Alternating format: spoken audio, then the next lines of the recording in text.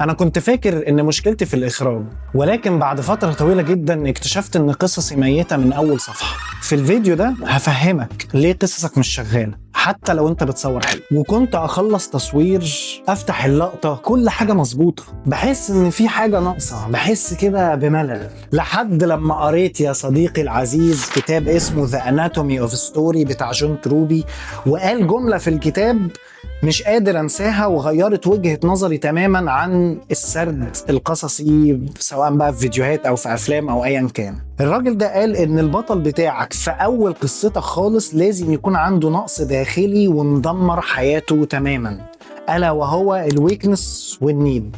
طيب يا صاحبي، احنا اتفقنا ان البطل بتاعك في اول القصة انت لازم تظهر عنده نقص داخلي عشان القصة بتاعتك تبقى ماشية مظبوط. فاحنا محتاجين حاجتين، ويكنس والنيد. الويكنس مش مشكلة خارجية، خلي بالك من النقطة دي. الويكنس هو حاجة نقص داخلي عند البطل، والنيد مش هدف. النيد عندنا هو الحاجة اللي هتتغير جوه البطل عشان حياته تتغير. يعني من الاخر النقص الداخلي اللي عنده ده ايه اللي هيغيره؟ هو ده النيدز بتاعته. وجون تروبي في كتابه قال ملحوظه مهمه جدا جدا، هي ان البطل بتاعك ما بيكونش عارف النيدز بتاعته او احتياجاته في اول القصه، عشان لو البطل بتاعك عارف احتياجاته يبقى مفيش صراع، مفيش قصه، مفيش رحله بطل. ما هو بطلك عارف هو هيعمل ايه من اول القصه، وهو دي اللي لازم نبدا بيها القصه بتاعتنا او الفيديو بتاعنا او الفيلم او ايا كان اللي انت بتعمله.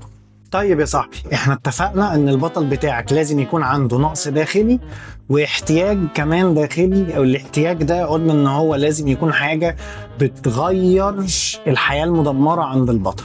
طيب جون تروبي في كتابه بيقسم الاحتياج لنوعين، السايكولوجيكال والمورال، اللي هو الاخلاقي والنفسي. النفسي يعني البطل بيأذي نفسه وده تمام، ولكن الاخلاقي هو ان البطل بتاعك بيأذي بقى اللي حواليه. ايه يا باشا؟ يا عم باشا ايه بتاع ايه؟ انت فين يا ابني؟ انا بقالي لا لا ساعة لا لا، ده انا على مستنيك. الباب اهو، ده خلاص، ده انا نازل، هو بربط الجزمه ونازل. عنده نقص داخلي معين مخليه بقى يأذي الاخرين، وهو ده المربط اللي يخلي قصتك كويسه. ولو البطل بتاعك مش بيأذي حد غير نفسه، فغالبا القصه بتاعتك مش حلوة خالص، وغالبا ان هي فيها فراغ كبير جدا. فلازم انت تغير الجزء ده في فيديوهاتك بشكل عام. طيب مثالا يا صاحبي، انا عامل شخصية عندها مشكلة الاكتئاب، ولكن هي مش بتأذي حد في القصة. فالحقيقة ان مفيش صراع حقيقي، هو الحقيقة مفيش حاجة اصلا بتحصل في القصة. يعني الشخصية المكتئبة دي نفترض احنا خليناه يكذب عشان ينجح، او يضغط على حد عشان يوصل للي هو عايزه. هنا القصة طبعا احلوت وولعت، هو ده اللي احنا عايزينه. وقبل ما اقفل، انا هديلك اداة تستخدمها كده او طريقة تفكير معينة عشان تطلع بيها الاحتياج الاخلاقي بمنتهى السهولة. وده لازم خلي بالك يبقى في اول القصة خالص يكون باين في الشخصية. لو البطل بتاعك ما بيأذيش حد غير نفسه، فكده احنا ما وصلناش لسه للاحتياج الاخلاقي. عشان نطلع الضعف الاخلاقي انا بستخدم طريقتين.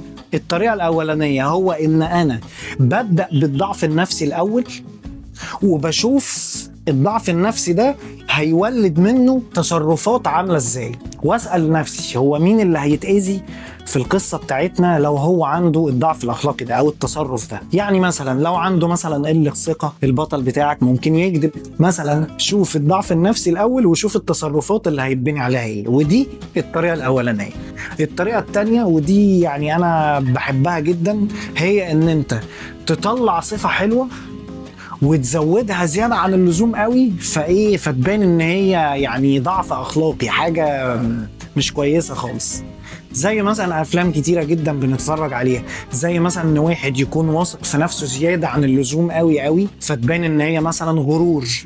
او مثلا شخص طموح بزياده قوي قوي، فممكن مثلا للاسف الشديد يدوس بقى على اللي حواليه عشان يوصل للي هو عايزه، مع ان الطموح وزياده الثقه شيء كويس.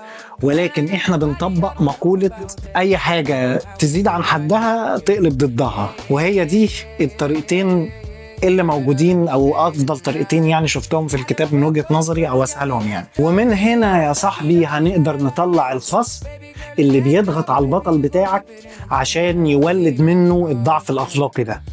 وهو ده عنوان الفيديو بتاعنا الجديد الأسبوع اللي جاي، فياريت تتابعني عشان تتفرج على السلسلة كلها. أنا المصدر بتاعي الكتاب بتاع The Anatomy of Story بتاع جون تروبي، بنحلل الكتاب سوا أنا وحضراتكم عشان نستفيد سوا ونعمل فيديوهات كويسة إن شاء الله في المستقبل. فما تنساش تعمل لي سبسكرايب ولايك، وأنا مستعد أجاوب على أي سؤال اللي أنت تقوله في الكومنتات تحت. ودي نهاية الفيديو، ومع السلامة.